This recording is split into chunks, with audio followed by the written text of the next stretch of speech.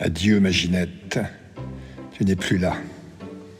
Je le sais désormais depuis ce matin seulement. Tu étais ma prof d'histoire, ma prof de lettres. Tu m'as vacciné contre le poison de l'ignorance et de la vulgarité. Tu m'as donné le goût des idées, de la dialectique et du débat, de la rédaction et de l'effort, de la lecture et de l'écrit.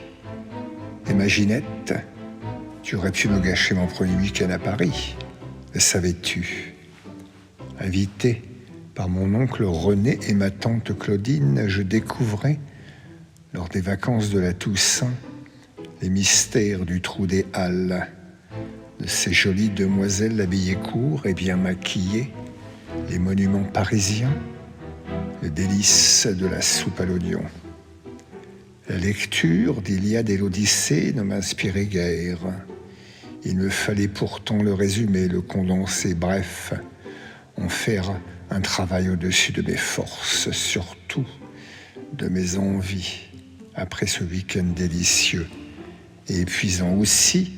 Pris-je le parti de lire quelques premières pages, passer aux conclusions de ce monument de la littérature hellénistique et d'en écrire ensuite un résumé aussi convaincant que le discours du doyen de l'Académie française lors de la remise de la distinction aux nouveaux membres. Ma copie ne résista pas au coup de boutoir de ta sagacité d'enseignante. ChatGPT fort avant l'heure. Eh oui, 1968. Serait un nourrisson comparé à toi. Cela me valut les foudres d'abord. Une des plus piteuses de mon existence de potache. Ensuite, l'affront public à l'insolent qui avait truandé.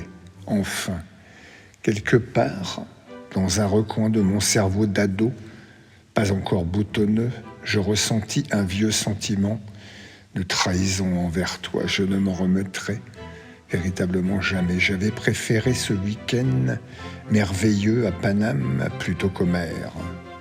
Cela m'arriverait encore, souvent, de faire des choix du même style. Patrick, ce n'est pas digne de vous, conclut-elle, car elle vous voyait ses élèves. Plus de 40 années de correspondance et d'échanges, ma reconnaissance infinie constitue le fertile terreau d'une vie que tu as contribué à construire et à rendre belle. Ginette, tu m'as permis d'ancrer mes racines, de conserver le lien permanent avec ma jeunesse. Pour cet inestimable don, je te remercie affectueusement. Et pardon, Ginette, pour mes conneries de potache.